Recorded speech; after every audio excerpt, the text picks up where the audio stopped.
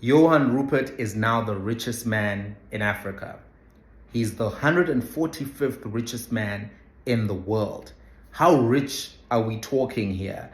Johann Rupert is valued by Forbes to be at 11.9 billion US dollars in terms of net worth. In rand terms, that's 216 billion rands that he has ownership control of, and that's his net worth. Now, how did Johann Rupert get so wealthy? The family business is the one answer. His father started Distel and Rembrandt, and Distel was selling and still sells alcohol. A lot of the big alcohol brands in South Africa, in Southern Africa, come from that family business. And Rembrandt basically was selling cigarettes, all types of cigarettes. Peter Stuyvesant, if you know that brand, they were selling alcohol and cigarettes, and that was the basis upon which the family built its first tranche of wealth. Johann Rupert himself started Rand Merchant Bank, and then he introduced the financial element into the company, into the family finances. So alcohol, tobacco, financing.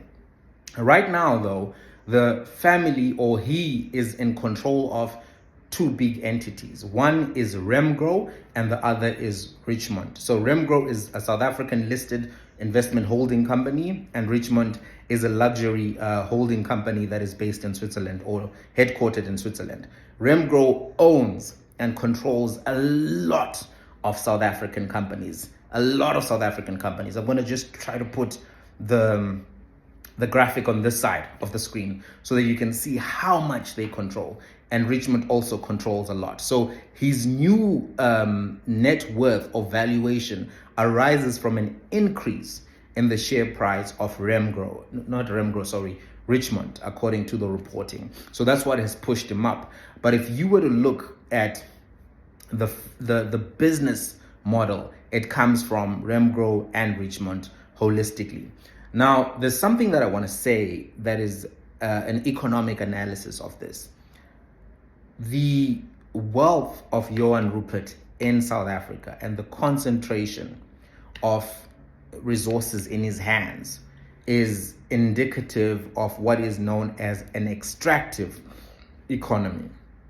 An extractive economy is one where there's actually limited competition and a few people get to be the winners. And those few people get to control a significant amount of the economy, but also the political conversations in that particular country. There's a book that I always recommend if you don't know much about this as a starting point: Why Nations Fail.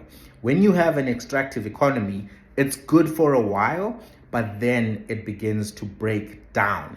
And if you look at the high levels of unemployment, if you look at the high levels of inequality, those things are as a result of an extractive political and economic structure.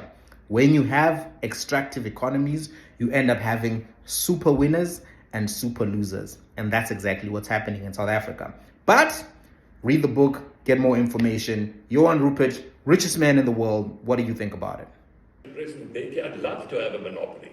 I just haven't been able to create any monopoly in my life. We always say in our group, don't play cat and mouse games if you're the mouse. That's the advice. I've been the mouse.